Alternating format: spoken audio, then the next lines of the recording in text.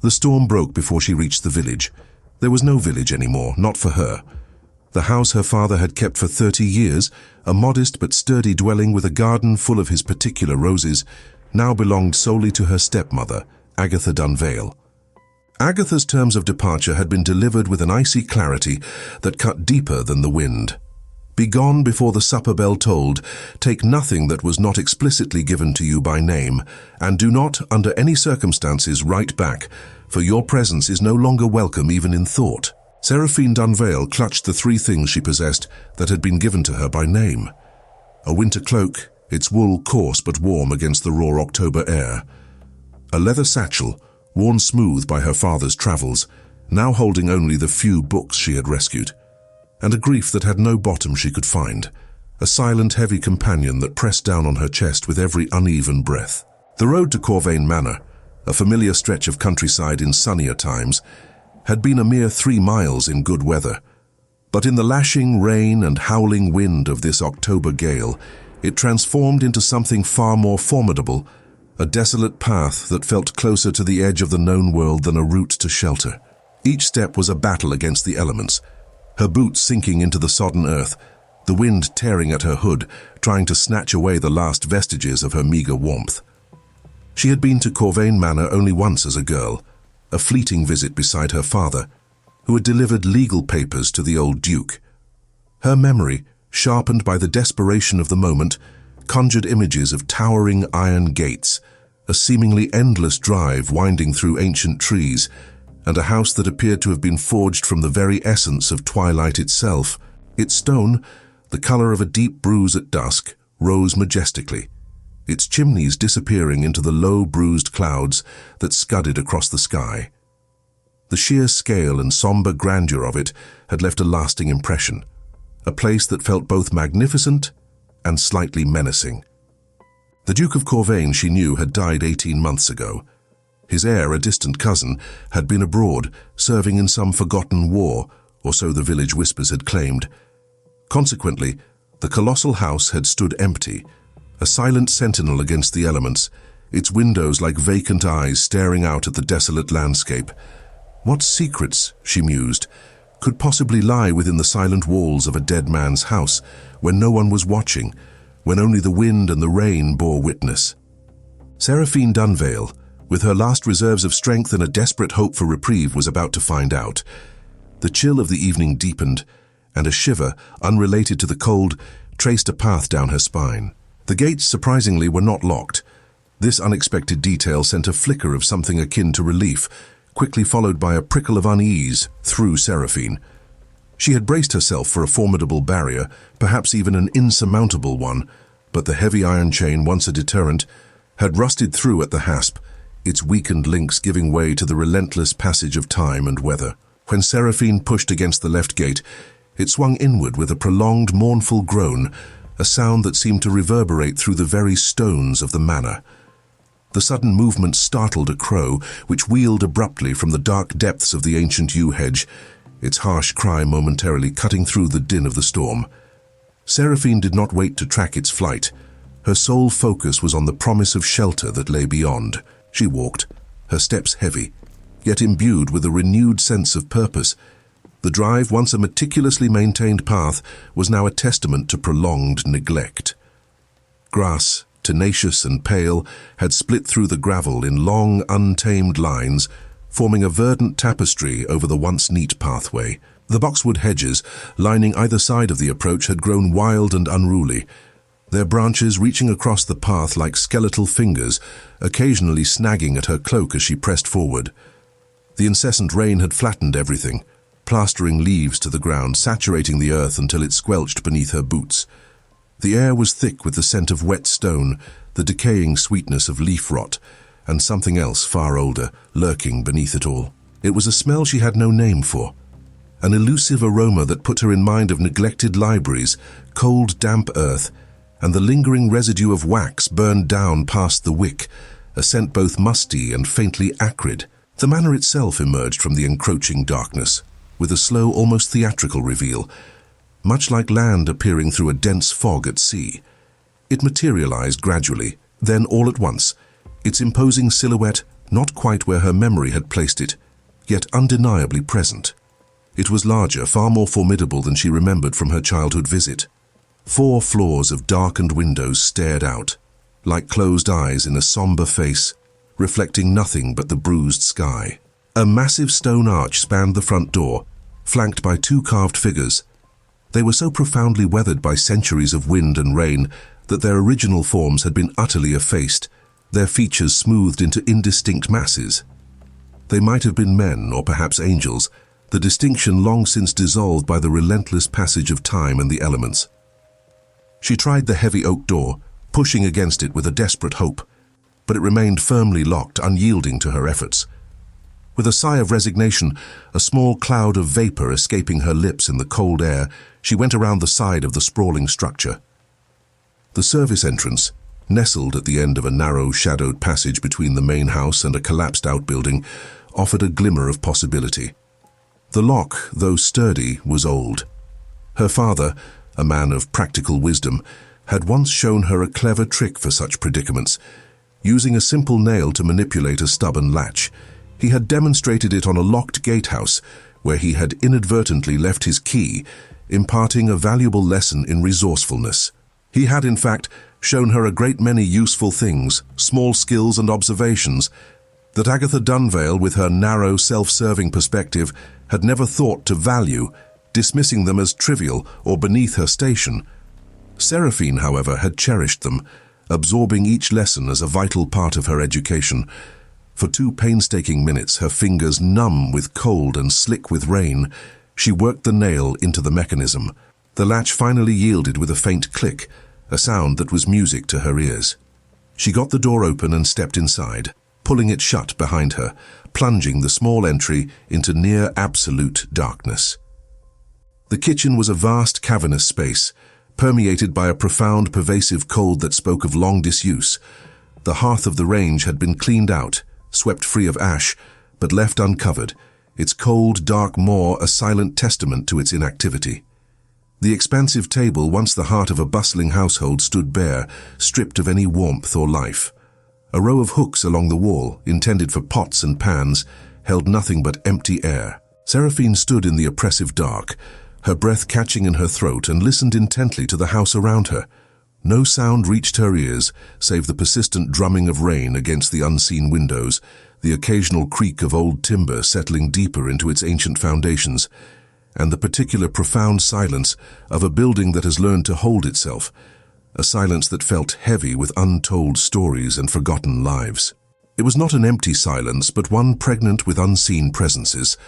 She fumbled along the shelves near the range, her fingers brushing against cold, unfamiliar surfaces until she found a lamp. Her hopes were dashed almost immediately. It was empty of oil. A second attempt on the kitchen dresser proved more fruitful. This lamp was, to her immense relief, half full. With trembling fingers, she retrieved the flint from her satchel, struck it, and coaxed a small flame to life. The tiny circle of amber light, fragile yet persistent, pushed back the oppressive gloom, illuminating a small section of the vast kitchen. She held the lamp up, its warm glow casting dancing shadows, and looked at the kitchen again, seeing it with new eyes. Someone had swept recently. The flagstone floor, despite the house's long abandonment, was remarkably free of dust, not a single mote dancing in the lamp's weak beam. The range, though cold, had a clean, neatly folded cloth draped across it, clearly placed there to protect its iron surface from dampness. She held the lamp closer, examining the cloth.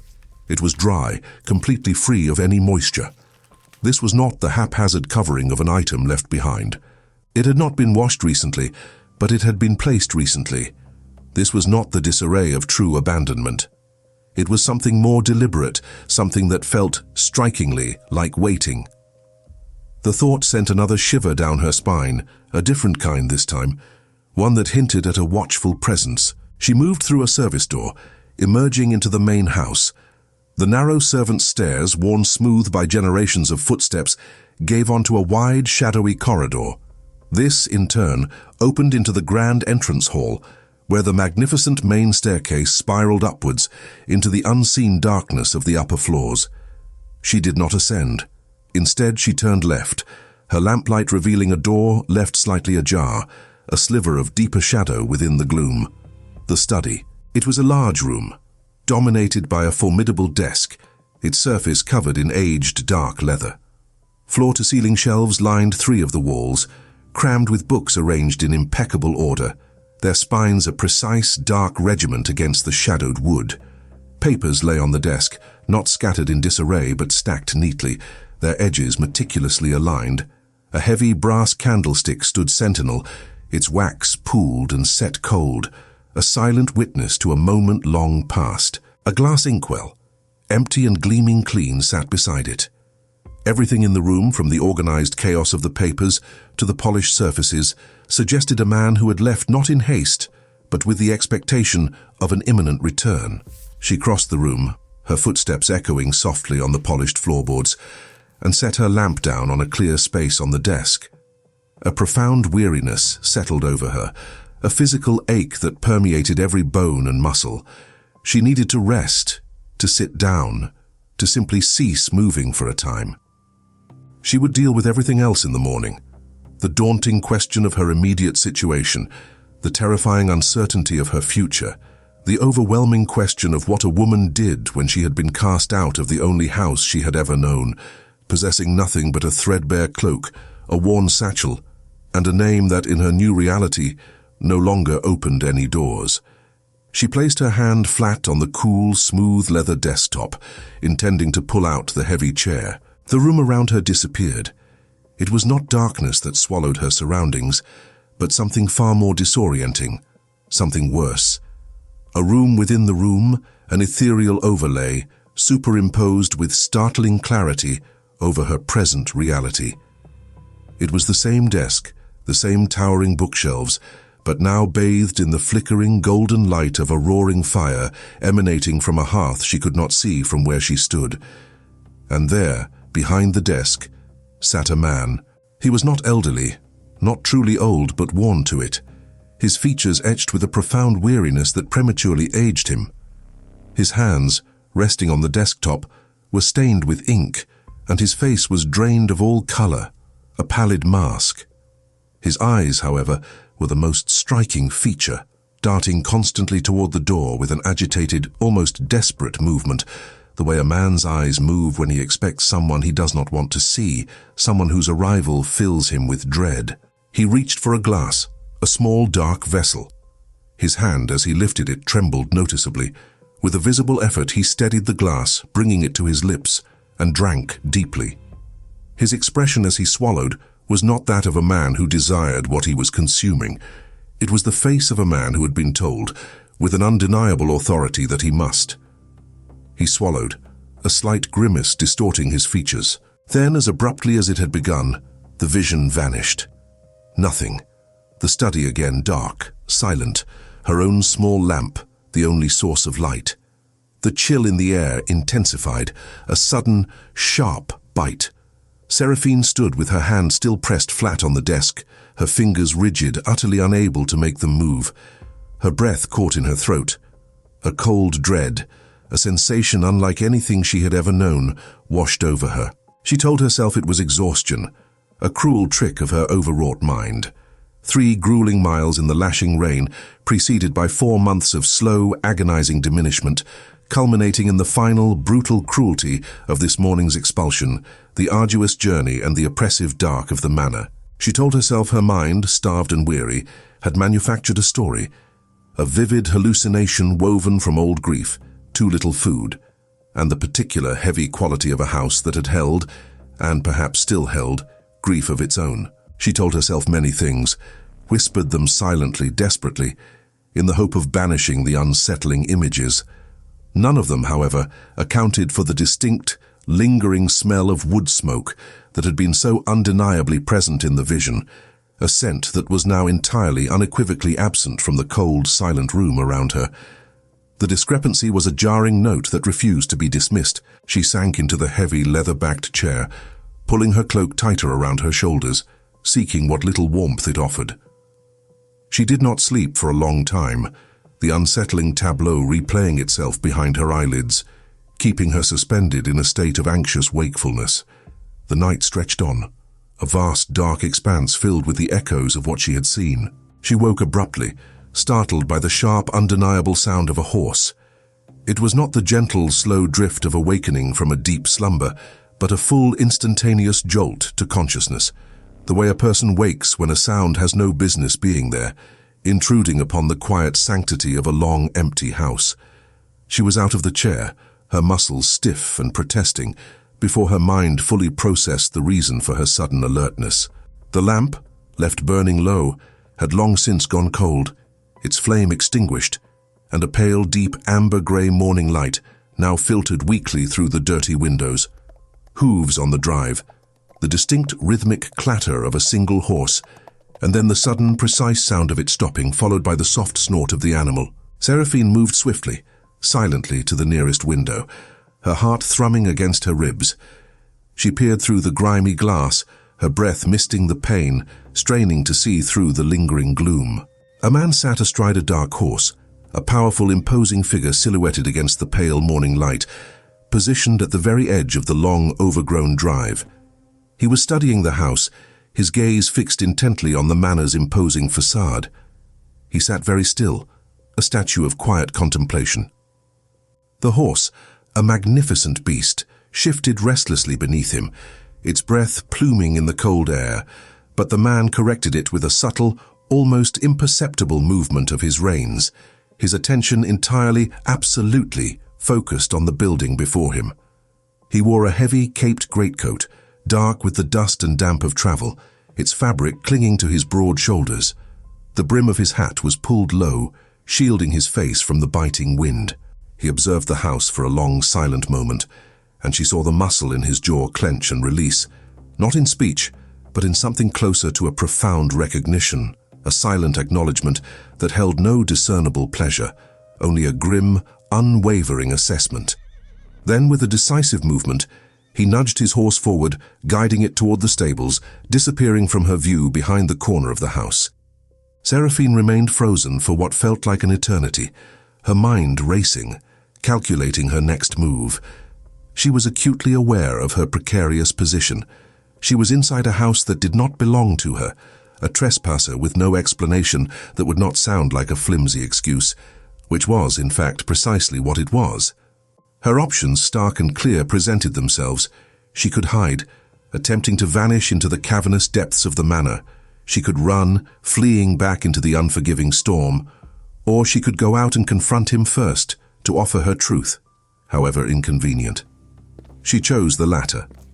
With a deep, fortifying breath, she made her way through the cold kitchen and out into the crisp morning air, her resolve hardening with each step. He was just dismounting at the stable door when she came around the corner of the house, her soft footsteps barely audible on the damp earth. He heard her, a subtle shift in the air, and turned in a single fluid movement, his hand instinctively going to the inside of his greatcoat. His fingers brushed against something concealed within the heavy fabric, but he stopped just short of fully retrieving it, his gaze locking onto her. He was younger than the spectral figure in her vision, perhaps 30 years of age. His frame lean and powerful, suggesting a life of physical exertion rather than scholarly pursuits. His ink-dark hair was worn back from his face, revealing a distinct scar that ran along his right temple, disappearing into his hairline as though the skin had been opened there once, a brutal wound that, in healing, had decided to leave an indelible record of its passage. His eyes, shadowed by the brim of his hat, were the deep amber of good whiskey held to a lamp, steady and piercing, assessing her with an intensity that made her skin prickle. He looked at her, then his gaze swept over the imposing facade of the house before returning to her, a silent question in their depths. "You are not the housekeeper," he stated, his voice a low, resonant rumble, devoid of inflection. "No," Seraphine replied, her voice surprisingly steady despite the tremor in her hands. She folded her hands in front of her, a posture that had always helped her collect her thoughts and project an air of composure, even when her insides churned with anxiety. "I am Seraphine Dunvale. My father was Horace Dunvale of Harrowfield. He brought legal papers to your father on 3 separate occasions in the years 1806, 1808, and 1811. I was with him once, in 1808, a mere child then. I knew the house was empty, abandoned, and I took shelter here during the storm, a desperate act born of necessity. I had no right to do so, and I am prepared to leave immediately, though I would deeply appreciate the direction of the nearest village, if you would be so kind." Something subtle shifted in the rigid line of his shoulders, a barely perceptible alteration in his posture. It was not quite a softening, not a sign of immediate sympathy, but rather a recalculation, a swift re-evaluation of the situation unfolding before him. He processed her words, his deep amber eyes unwavering. "Bastien Corvane," he introduced himself, his voice retaining its measured tone. "The current Duke as of 11 months ago, though the title caught up with me somewhat after the fact, a rather belated inheritance." He glanced briefly at the stable door, then back at her, his gaze lingering. "The nearest village is 4 miles east. However, the road is not passable this morning. There was significant flooding at the low bridge overnight, making passage impossible for the time being." He paused, his gaze narrowing slightly. "Was the door unlocked when you arrived, or did you manage to open it yourself?" "I managed it myself," she admitted, her chin lifting slightly, refusing to shy away from the truth. He did not look at her with the accusatory stare a man reserves for a common criminal. Instead, he regarded her with the intense scrutiny a man applies to a complex problem, one that demanded more careful thought and consideration than he had initially allotted for this particular hour. His expression was one of deep analytical assessment rather than judgment. "You are Horace Dunvale's daughter," he said, his tone less a question and more a quiet affirmation, as though confirming a piece of information he had just processed.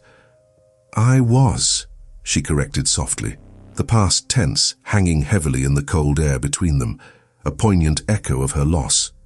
He heard the subtle shift in her words, the unspoken story embedded in that single syllable. She saw the understanding register in his deep amber eyes, a flicker of comprehension. "Come inside," he commanded, his voice firm yet not unkind. "I will see to the horse and then join you.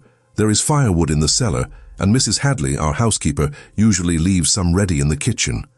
He spoke as though the matter of her presence had already been decided, a fait accompli. She supposed, practically speaking, it had. The alternative, sending her out into the flooded roads, was clearly not an option he considered. A faint, unfamiliar warmth began to spread through her, a fragile sense of reprieve in the face of the overwhelming cold. The housekeeper, Mrs. Hadley, arrived mid-morning, her small sturdy cart rattling over the gravel drive, laden with provisions ordered by letter a full week ago. She was a woman of precise movements and few words, her face a map of quiet endurance. Mrs. Hadley was not surprised to see the Duke, her employer, his return long anticipated. However, her surprise at the sight of Seraphine was palpable, a sharp, quiet assessment that held an edge of something beyond mere curiosity, not alarm, but a profound, almost wary discernment. She said nothing directly to Seraphine, her deep-set eyes taking in every detail of the unexpected visitor, merely asking the Duke in her clipped, efficient tone how many they were for meals. "2," the Duke replied, his voice firm, leaving no room for debate. He spoke as though the arrangement had been settled, an established fact. It had not been settled, not truly, but Seraphine, understanding the unspoken dynamics of household hierarchy, did not correct him in front of Mrs. Hadley. She merely offered a small, polite nod. Seraphine immediately set about helping Mrs. Hadley carry the provisions in from the cart. She had always worked, a habit ingrained from childhood. Agatha, her stepmother, had often tried to use this fact as a point of disparagement. "Look at the solicitor's daughter, no better than a common servant," she would sneer. But what Agatha had meant as a diminishment, Seraphine had absorbed as a valuable education. She knew how to be useful, how to make herself indispensable in a household. As she carried sacks of flour and bundles of dried herbs, her mind, ever analytical, began to calculate whether her usefulness held any currency here. Could her skills in cataloguing, her neat hand for correspondence, or her meticulous organization of a library be exchanged for time and shelter, a temporary reprieve, while she determined what came next in her uncertain life? At midday, the Duke, Bastien, came into the kitchen. He moved with a quiet, purposeful grace, crossing to the hearth where a small fire now crackled cheerfully, chasing away some of the kitchen's pervasive chill. He poured 2 cups of steaming tea, the fragrant aroma of the brew filling the air, and without a word, set one in front of Seraphine at the long kitchen table, not even bothering to ask if she desired it. It was an unspoken assumption of her presence, of her need. They sat at either end of the expansive kitchen table, a comfortable distance between them, and for a long moment, neither of them spoke. The only sounds were the gentle hiss of the fire and the soft clinking of their cups. Seraphine felt a strange mix of apprehension and a fragile sense of security in his presence. "My father died of cardiac failure," he began, his voice low and even, without any preface or preamble, as though picking up a conversation they had already begun in his own mind. 18 months ago, in October. He was 57. The physician's report was straightforward, concise. There was no inquest, no formal investigation into the circumstances of his death. "Yes," Seraphine murmured, her gaze fixed on the swirling patterns in her tea. She did not yet understand why he was confiding this to her, a stranger. The weight of his words, however, suggested a deeper significance. "I was in Portugal at the time," he continued, his voice tinged with a faint, unreadable regret. "It was 4 long months before word of his passing finally reached me, carried by a slow, circuitous route across the continent. And another 3 months before I could secure my leave and depart with any semblance of safety, the war still raging around us." He looked down at the cup clasped in his hands, his knuckles white. "I have not been in this house, my home, since I was 19. My father and I did not correspond easily. Our relationship was strained, distant, a silence that stretched across years." She waited, sensing there was more, a deeper current beneath his calm exterior. "The estate solicitor, a man named Greaves, handled everything in my absence," he explained, his tone hardening almost imperceptibly at the mention of the name. "Efficiently, by all outward appearances. The accounts were in impeccable order when I reviewed them last month. Every ledger balanced, every transaction recorded. The staff had been let go properly, with severance. The house was closed correctly, secured against the elements." He paused, his deep amber eyes lifting to meet hers, a troubled glint in their depths. "But I could not, for all my rational mind, bring myself to believe that my father's death was as simply written as the physician's report suggested. He was not a man who had ever suffered from heart trouble. He walked 5 miles every single morning, regardless of the weather, a man of robust health. He was stronger, far more vigorous than I am even now." Seraphine slowly set her cup down, the ceramic clinking softly against the wooden table. "Why are you telling me this, Duke?" she asked, her voice quiet but direct. He looked at her for a long moment, his deep amber gaze unwavering. Something shifted across his expression, a subtle play of emotions, not hesitation precisely, but rather the visible resolution of an internal debate, a decision made. "Because you came out of this house this morning carrying something on your face," he said, his voice dropping to a near whisper, yet resonating with an undeniable intensity. A look, a shadow, an understanding that spoke of unseen things. And I have been waiting for 11 long months for someone to tell me what truly happened in that study, what secrets it holds. The silence that followed was profound, stretching between them, heavy with unspoken questions and the weight of an unexpected revelation. "I touched the desk," Seraphine finally said, her voice barely above a breath, yet clear in the quiet kitchen. "And I saw a man, not old in years but profoundly worn to it, his life force seemingly drained away. He was drinking something he had clearly not chosen to drink, a bitter medicine perhaps, or something far worse. His hands as he lifted the glass were shaking uncontrollably. She braced herself for skepticism, for the dismissive disbelief she had come to expect whenever she dared to speak of such inexplicable occurrences. She was ready to defend herself, to argue the undeniable vividness of her experience. Instead, Bastien Corvane, with a deliberate, almost ritualistic care, set his own teacup down on the table, his movements slow and precise. "That is exactly how Pell, the groom, the only man who stayed through the winter, who refused to abandon the manor, described the last week of my father's life," he confirmed, his voice low, a raw edge of discovery in his tone. The Duke, he said, would drink from a small glass every evening. Greaves, the solicitor, would bring it on his visits, a seemingly innocuous ritual. Pell distinctly remembers that the Duke's hands would tremble noticeably after he had consumed whatever was in that glass. The kitchen was very quiet, the only sound the faint crackle of the fire. Outside, the wind, which had raged so fiercely through the night, had dropped entirely, leaving behind an unnerving stillness. The sudden absence of the storm's fury was almost louder, more disquieting than its boisterous presence had been. It felt as though the very air held its breath, listening. "Pell is still here?" Seraphine asked, breaking the silence, her voice a fragile thread. "Above the stables. He refused to leave, a stubborn old loyalist." A brief pause, heavy with unspoken meaning. "He says the house does not want to be empty. He claims it has a presence, a will of its own."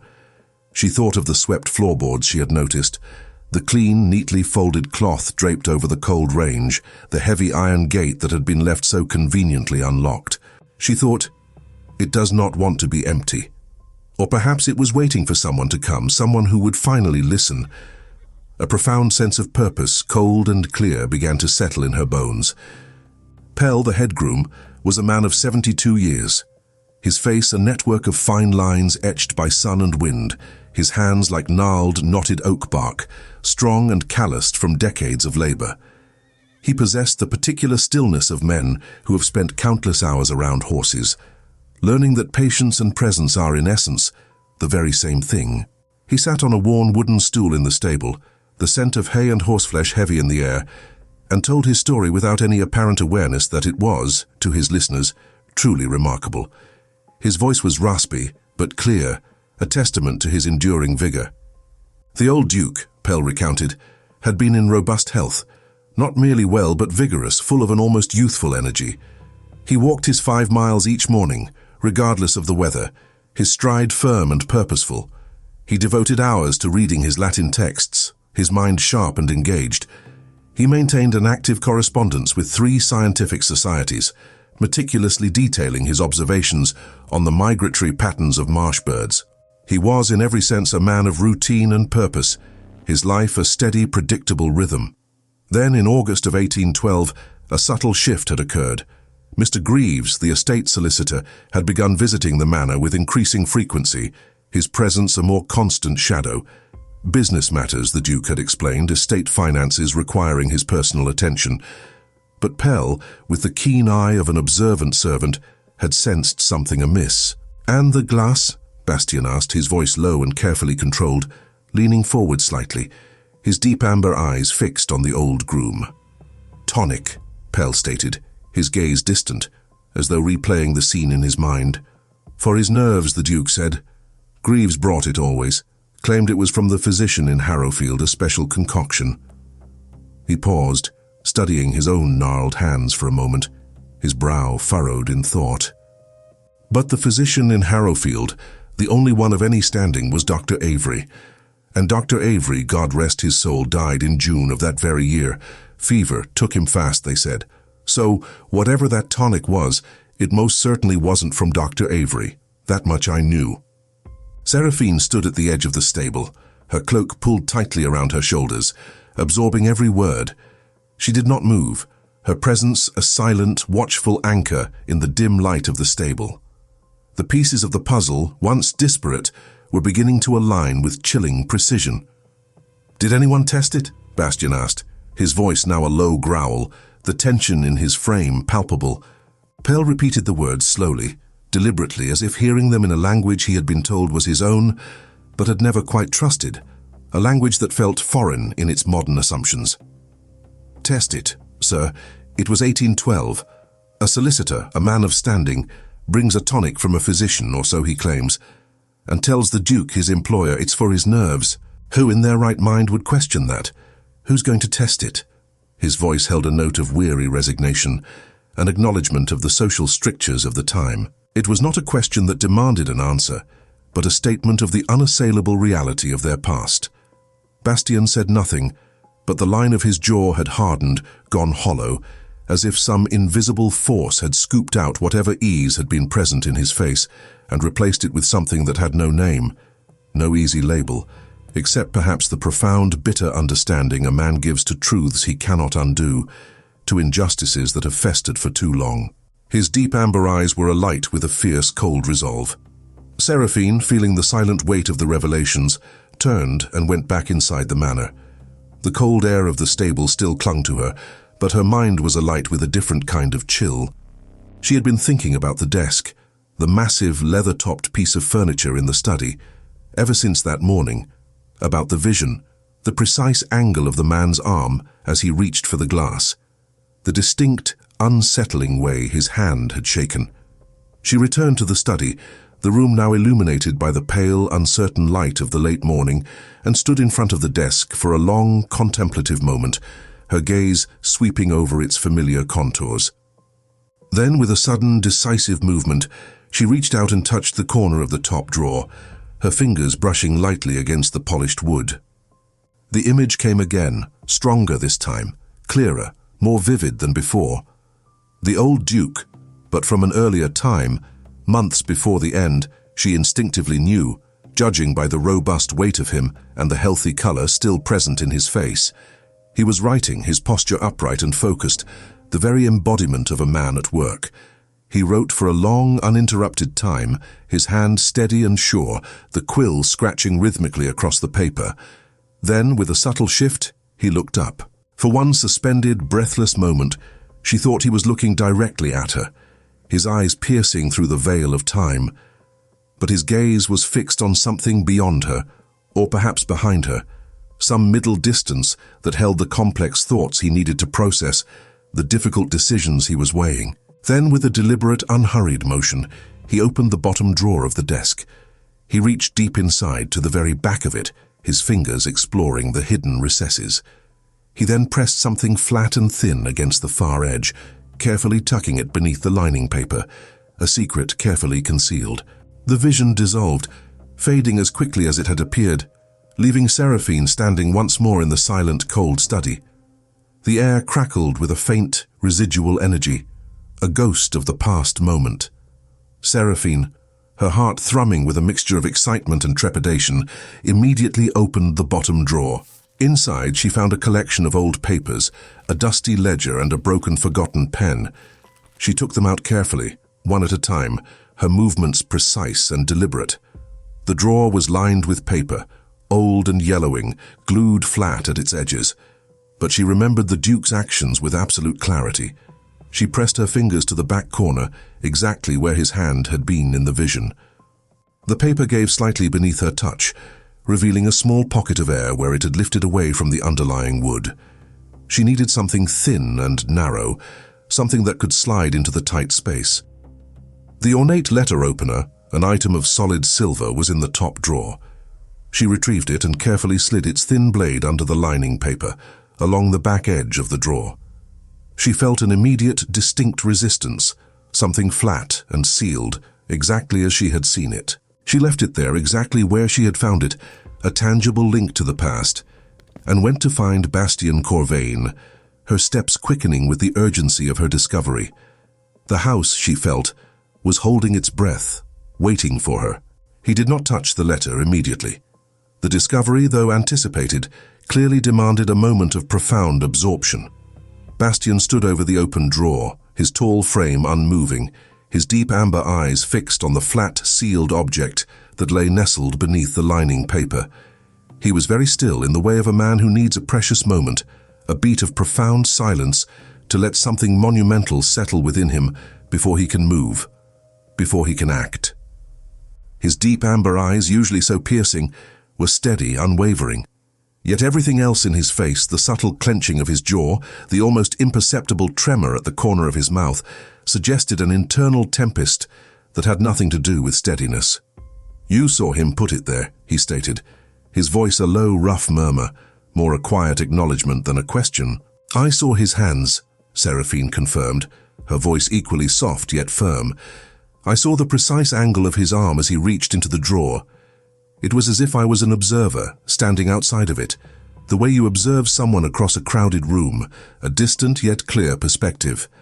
I was not seeing through his eyes, but watching him, distinct and separate." He looked at her then, his full attention, a searing, unwavering focus that was characteristic of him.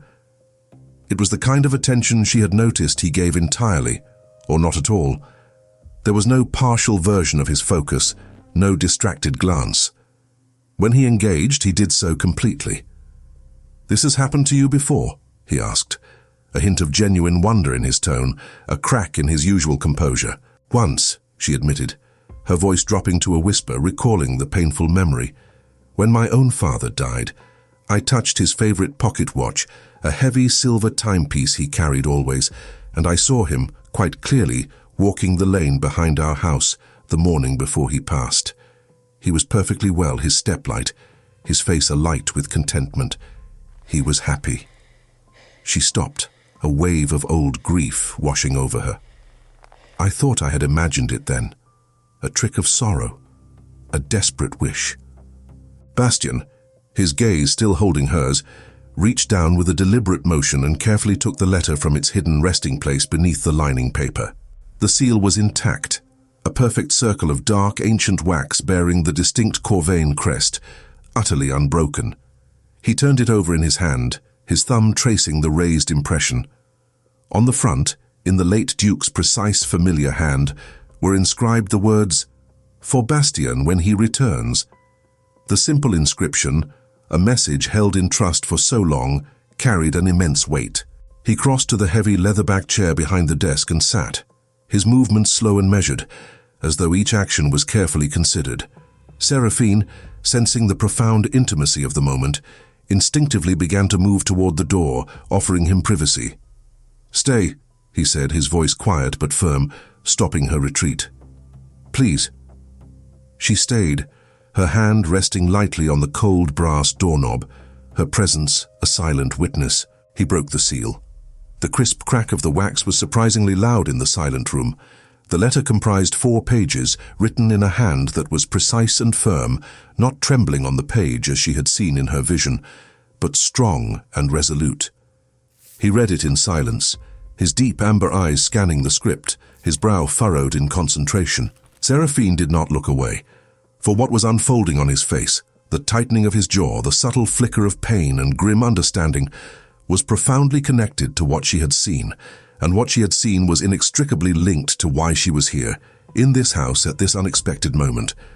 She had stopped believing in mere coincidence sometime around 3 in the morning, when the first vision had struck. He finished reading. He set the letter down carefully on the desk, his hands resting on the aged leather surface, and looked out of the window for a long, silent time, his gaze fixed on some distant, unseen point. "He knew," he finally said, his voice barely a whisper, thick with a profound, aching realization. He then, without a word, handed her the letter. The late Duke had written it with a chilling clarity, a meticulous care that spoke of a man who understood, with a terrible certainty, that he might not have many more opportunities to write clearly, to convey his truth. He had discovered irregularities in the estate accounts, subtle discrepancies that, when taken together, painted a damning picture. He had confronted Greaves, the trusted solicitor. In response, Greaves had produced documents, transactions signed in the Duke's own name, yet the Duke swore he had never signed them, his signature a masterful forgery. The estate, he realized with horror, had been systematically bled for 7 long years, slowly, insidiously. The individual amounts of each fraudulent transaction had been small enough to avoid immediate notice, to slip beneath the radar, but when assembled, when viewed as a whole, they amounted to a substantial, devastating sum. When the Duke had declared his intention to engage another independent solicitor to expose the fraud, the visits with the tonic had begun, a sinister pattern emerging. He did not explicitly write that he believed he was being poisoned. He was too cautious, too precise for such an unproven accusation. Instead, he wrote with a chilling prescience, "I am not certain of the precise nature of my current illness, for it bewilders the physicians. But I am certain that it began in September, shortly after my confrontation with Greaves, and I am equally certain that Mr. Greaves is the only person with a vested interest in my swift departure from this world. If you, my son, are reading this, then I have indeed departed. Do not trust Greaves. Do not allow him access to the estate accounts or to the property itself until you have engaged a separate, independent firm to conduct a thorough audit. And forgive me, Bastien. I did not know how to call you home without the absolute certainty of irrefutable proof, and by the time I sought that proof, the terrible certainty had already found me, a cold grip upon my heart. At the bottom of the final page, a poignant postscript, written in a slightly different hand as though added later, perhaps when the light was fading, or the pen had needed re-inking. A final, intimate whisper from the grave. I hid this because I could not be certain who else had access to my desk, who might discover it before you. But I knew you, Bastien. I knew you would look for what was hidden, for the truths buried beneath the surface, if you looked for anything at all. You always did. Seraphine carefully set the letter back down on the desk, her fingers lingering for a moment on the aged paper. The weight of the words, the tragedy of a father's last desperate act, settled heavily upon her. Outside the study, the vast, echoing house was perfectly silent.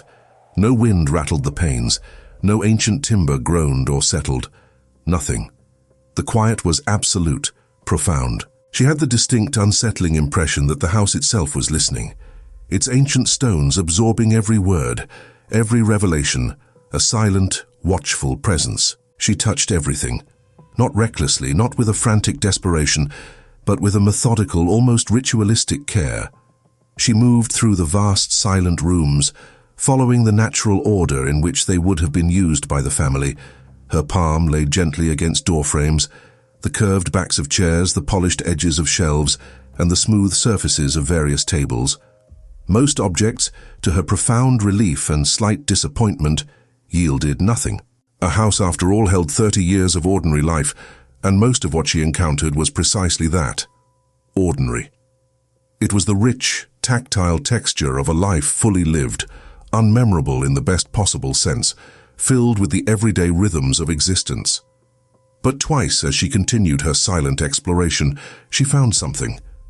Something that pulsed with a faint, residual echo of the past, a brief, vivid glimpse into a moment that had left its indelible mark. The first instance occurred at the mantelpiece in the grand dining room. She placed her hand against the cool carved stone, tracing its ornate patterns, and the room around her shimmered, then dissolved.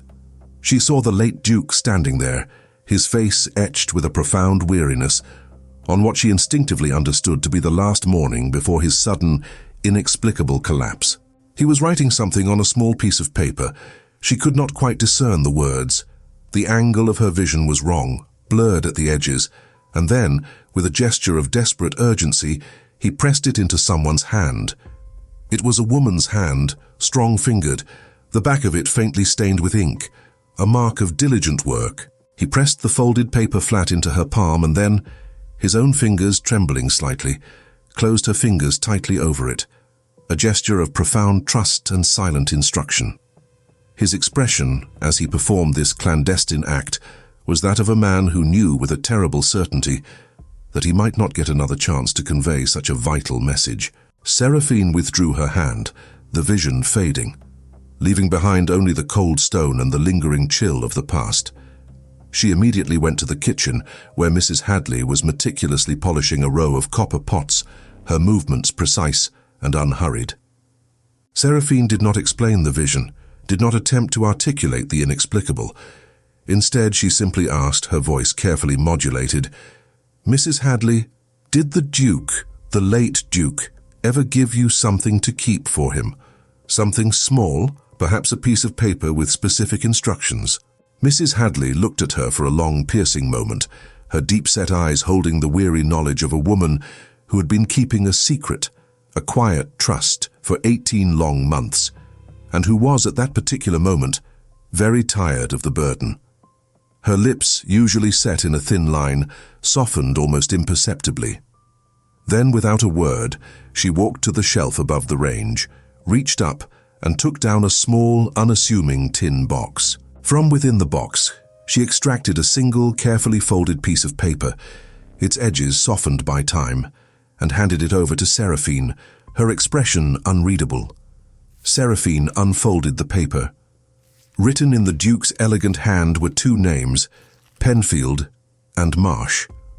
Below them, an address in London on Alder Street, and then a date, September 14th, 1812. A date that resonated with the dark narrative Bastien had recounted.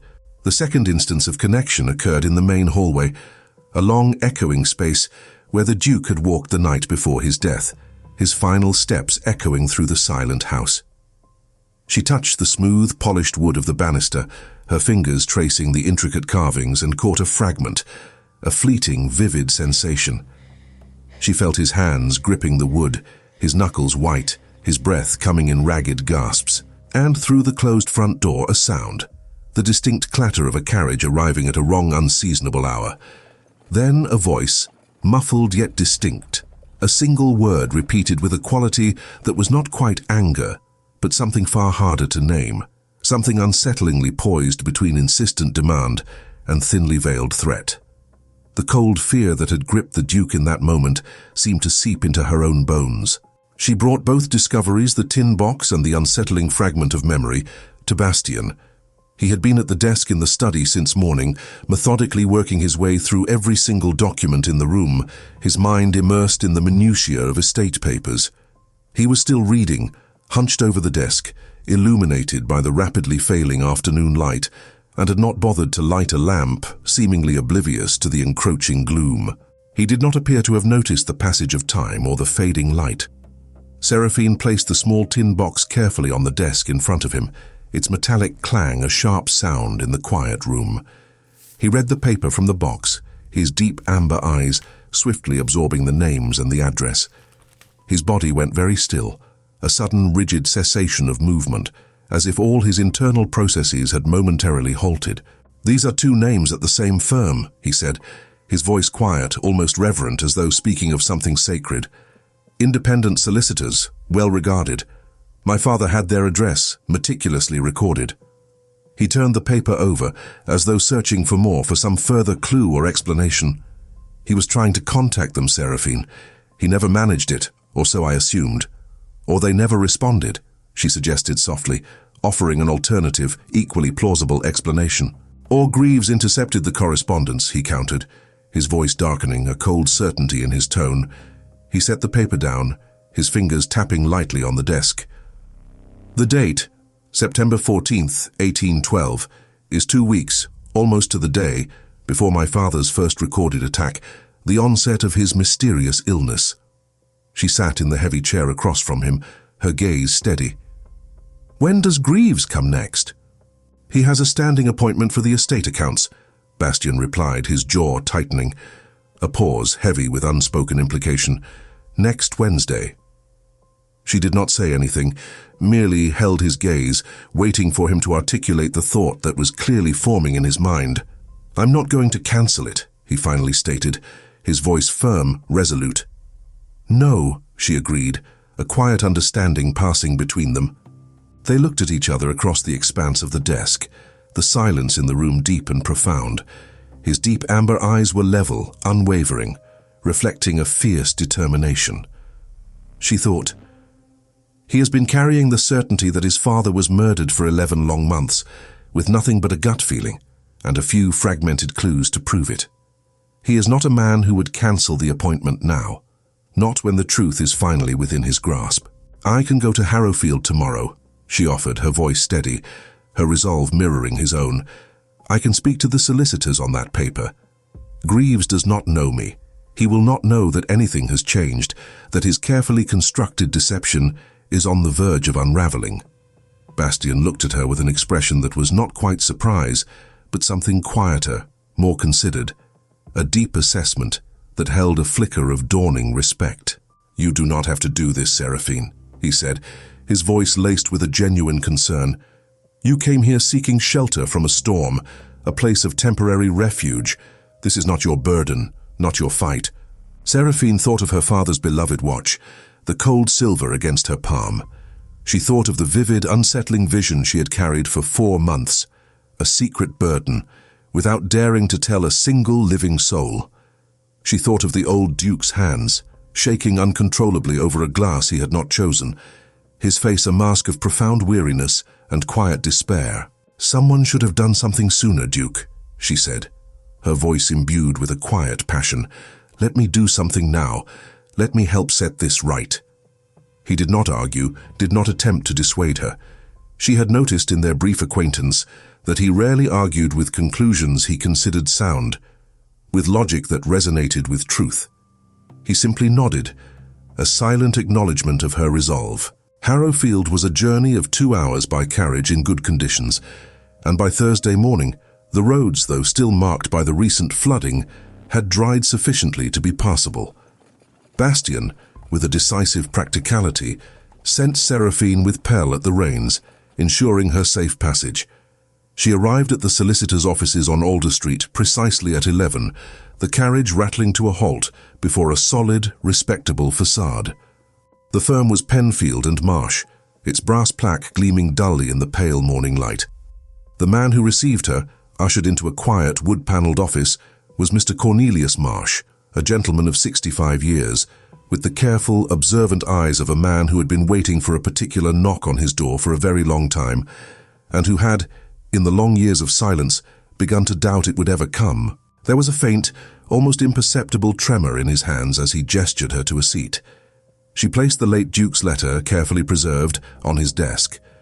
Mr. Marsh read it without touching it, leaning forward, his gaze sweeping over the familiar script.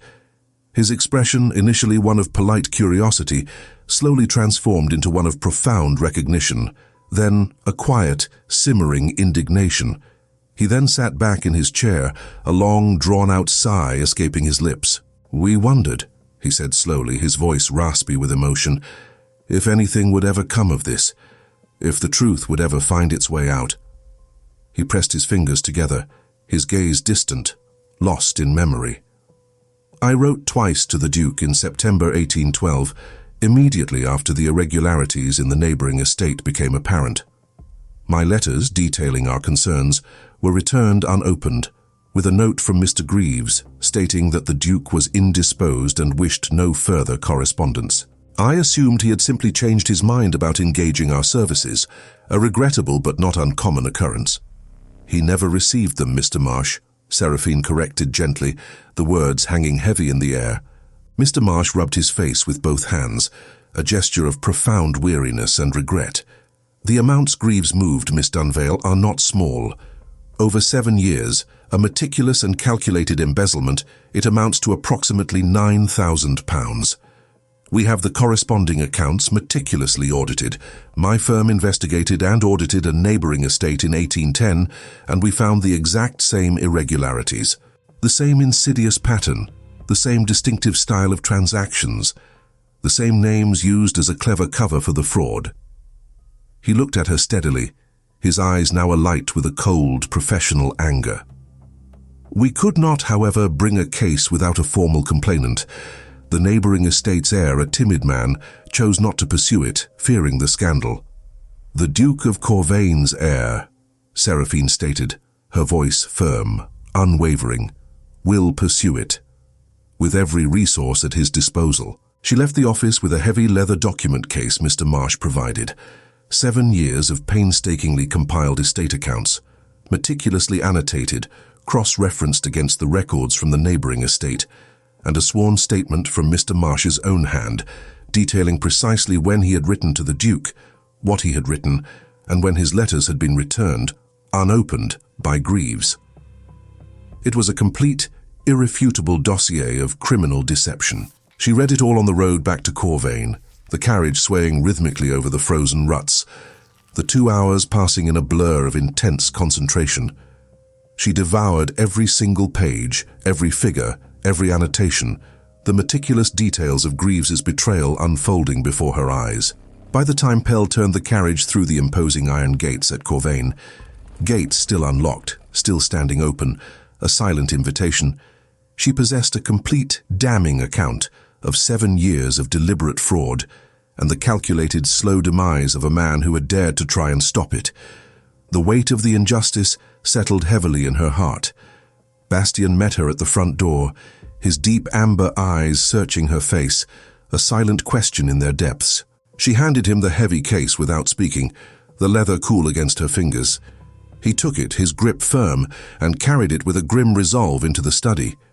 She followed, her steps quiet, her presence a silent support. He read for more than an hour, his brow furrowed, his expression hardening with each page.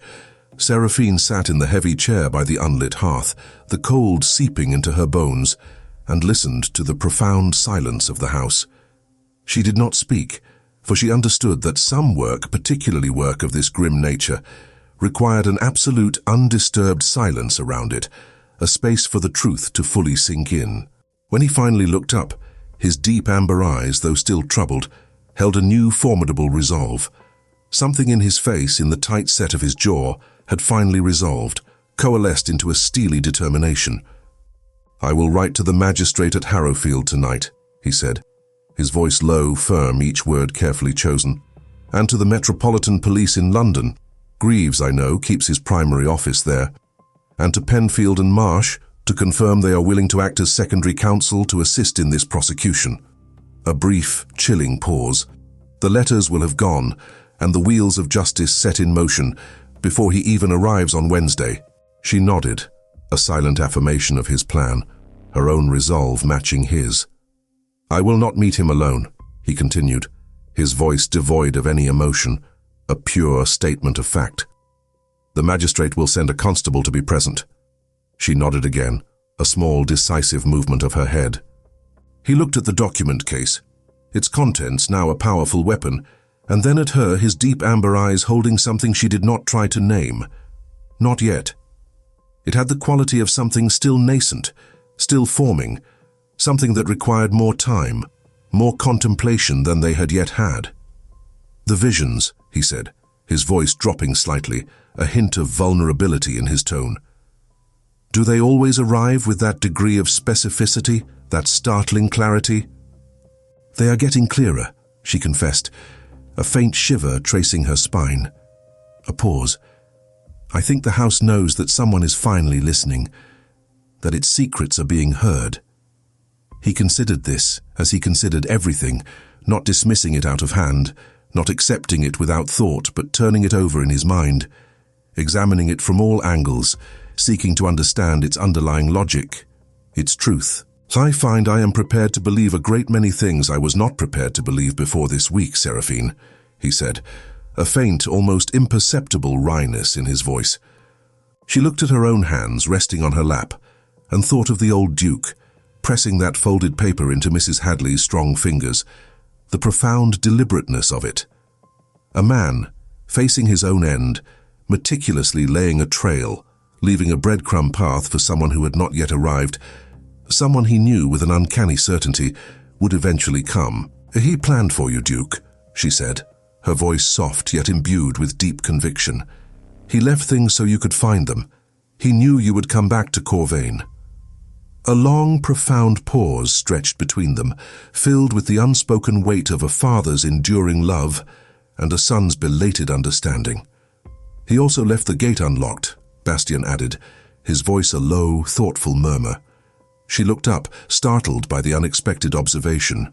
He was watching her, his steady, deep amber eyes holding hers, the scar along his temple a stark line against his skin, and the jaw that had been set in grim determination for 5 days was now, subtly, not quite so rigidly set. A faint, almost imperceptible softening. "The chain was rusted through," she said, offering the simple, practical explanation. "It rusted through in the spring," he corrected gently, his gaze unwavering. "I had Pell's letter in July, a few months before I returned. It mentioned the broken chain. I wrote back and told him quite explicitly to leave it as it was, to leave the gate unlocked." The fire in the grate remained unlit, the study cold. She felt the cold precisely, a sharp bite at her collarbone and along the backs of her hands, and held onto it, a physical sensation easier to focus on than the profound implication of what he had just said. "You did not know I was coming," she said, her voice barely a whisper, the truth of her unexpected arrival stark. "No," he confirmed, his voice low, deliberate. A pause imbued with a particular quality, careful, considered, the pause of a man who chooses his next words, knowing they cannot be taken back, knowing their profound weight. But I knew that a house that holds something unfinished, something unresolved, is better left with a way in, a path for whatever or whoever needs to find its way there. The last vestiges of the afternoon light, pale and silvery, lingered at the window. The drive outside was now entirely silver with frost, sparkling in the fading light. She thought, the house was waiting, and someone came through the open gate. She was not ready, not yet, to say which of them had been truly waited for. The thought, however, settled deep within her, a quiet, profound certainty. Wednesday dawned with a profound, pervasive cold, frost clinging to every surface, transforming the landscape into a shimmering tableau of white. The sky overhead was the color of old pewter, a dull metallic gray that promised no warmth. The constable arrived precisely at 9, a sturdy, no-nonsense man accompanied by a second, younger man from the magistrate's office. They waited in the kitchen, their presence a somber counterpoint to the domestic setting, while Pell, the aging groom, stood by the hearth, his face etched with a quiet gravity. Mrs. Hadley, ever the efficient and stoic housekeeper, offered them steaming cups of tea, her movements precise, her silence unbroken save for the necessary inquiries about sugar and milk. Seraphine had by now come to understand that this quiet efficiency, this refusal to speak unnecessarily, was Mrs. Hadley's particular way of managing things she found too large, too overwhelming for mere words. Greaves, the solicitor, arrived at 10, his hired carriage crunching over the frost-covered drive. He stepped out, a figure of practiced composure, carrying a slim leather bag and radiating the smooth, unhurried manner of a man who had never, in his long and prosperous career, had occasion to doubt his own position, his own unassailable authority. He surveyed the manor with a proprietary air, then walked to the front door as though the house were simply waiting to receive him, as it always had, a silent, obedient servant to his will. Bastien met him in the grand entrance hall, his tall frame unyielding, a sentinel of quiet resolve. Seraphine stood at the top of the main staircase, concealed from view by the deep shadows of the landing, and listened. Her heart beat a slow, heavy rhythm against her ribs. She could not discern Greaves's words clearly from her vantage point, only the rising pitch of his voice. It began at ease, confident and unconcerned, a smooth, unctuous murmur. But over the next 20 minutes, as Bastien, with quiet, devastating precision, laid out the evidence, his voice rose steadily, inexorably, into the particular strained register of a man who is suddenly, terrifyingly, discovering that the ground beneath him has been replaced, silently in the darkest hours of the night, with something that will not, cannot, hold his considerable weight. His bluster, his carefully constructed facade, began to crack. She heard Bastien's voice only twice during the exchange. Both times it was level, remarkably quiet, and utterly devoid of any discernible emotion, a chilling calm that bespoke an unshakable resolve. Then, the constable's voice, clear and authoritative, cutting through Greaves's rising panic. Then Greaves's voice again, higher still, verging on a desperate, strangled shriek. Then, nothing. A profound, echoing silence descended upon the hall. Seraphine slowly came downstairs, her footsteps light on the polished wood. Greaves was being escorted out to a second carriage that had arrived, unmarked, its dark paint blending seamlessly with the pewter sky. Two grim-faced men, clearly from London's Metropolitan Police, stood by, their presence an undeniable symbol of his downfall. Seraphine did not look at his face. She had seen enough faces, enough raw human emotion, across this tumultuous week that she was not certain she could hold another one, particularly not his. She did not need to. The justice of the moment was enough. Bastien stood in the entrance hall, his hands clasped behind his back, his posture rigid. His face was arranged into the expression of a man who has done what needed to be done, fulfilled a solemn duty, and is not taking any particular satisfaction in it. To take satisfaction, she understood, would diminish the immense weight of the injustice that had required such an act, the profound sorrow that underlay his victory. He turned when he heard her soft footsteps on the stairs, his deep amber eyes meeting hers. Done, he said, the single word resonating with a quiet finality. She nodded, a silent acknowledgement of the difficult task completed. She went to the study. She did not quite know why, a subconscious pull guiding her steps, except that it was the room where everything had begun, where the first vision had struck, where the truth had started to unravel. It seemed only right, a necessary closure, to return to it. She stood at the desk, the massive leather-topped piece of furniture, and placed her hand flat on its cool surface. The desk gave her nothing, not the blankness, the utter void of an object that had never held anything, never absorbed any emotion or event. This was something different, something more profound, something akin to release. It was the feeling a room acquires after the last window has been thrown open, after the stagnant, heavy air that has been held there too long finally moves, finally dissipates, carrying away the echoes of the past. A lightness, a quiet peace. She stood with her hand on the cold leather for a long time, absorbing the profound shift. She felt the house around her, quiet in a way it had not been quiet before, a quiet that was not waiting, not holding its breath, a quiet that was simply itself, at peace. Bastien came into the study, his presence a warm, solid anchor in the newly tranquil space. "The constable says it will go to the assizes at Harrowfield," he informed her, his voice still low but now tinged with a faint, almost imperceptible note of relief.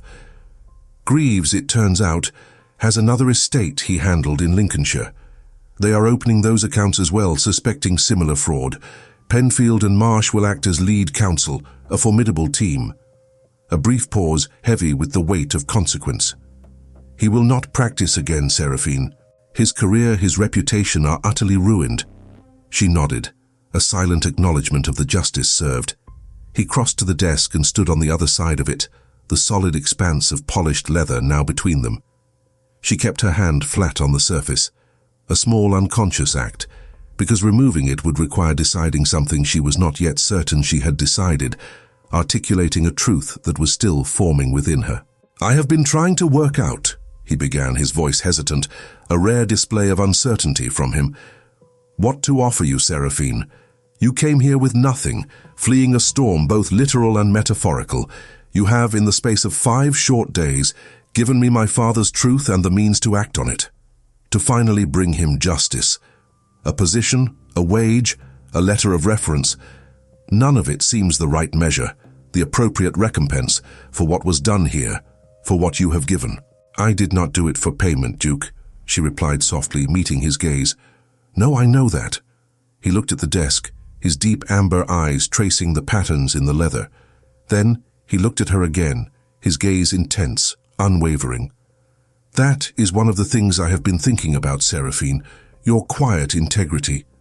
She waited, her breath held, sensing the profound shift in the conversation, the momentous weight of his unspoken words.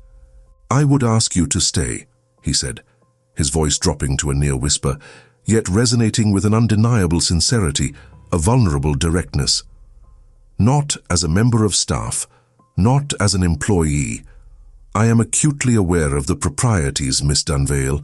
The timings are not what they should be, utterly unconventional, and I have no practice whatsoever at the particular delicate thing I am attempting to say, to articulate.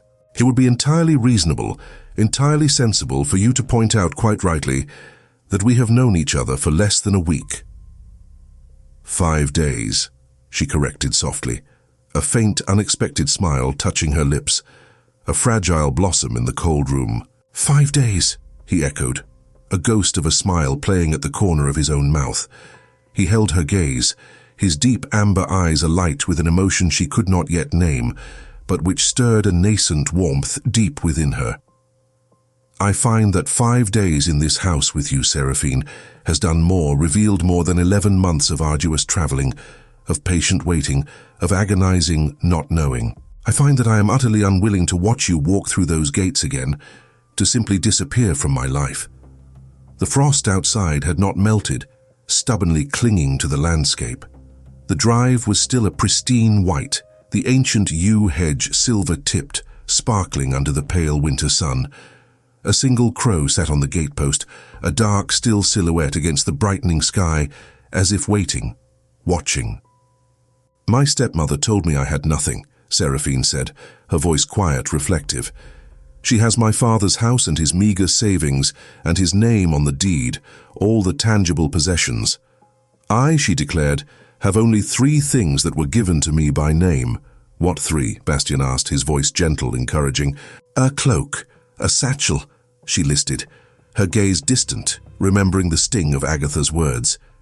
She paused, then met his eyes, a new, profound understanding dawning within her. "And a grief that turns out to be of some considerable use to the living, a conduit to truths long buried." The corner of his mouth moved. It was the first time she had seen it move in that particular direction, a genuine, unforced softening. And it did something to his face she had not expected, not softening in a weak sense, but an opening, a profound vulnerability. It was like the way a shadowed room looks when a lamp is finally brought into it, after a long, oppressive time in the dark, illuminating its hidden depths. "If you stayed," he said, his voice now steady, imbued with a quiet power, "this house would be as much yours as it is mine. I know what I am asking, Seraphine. I know the proper form, the rigid dictates of society, require months of formal courtship, the presence of chaperones, the exchange of endless letters to people who are not, thankfully, in this room. I am not asking in the proper form. I am asking with my heart and with the truth revealed within these walls."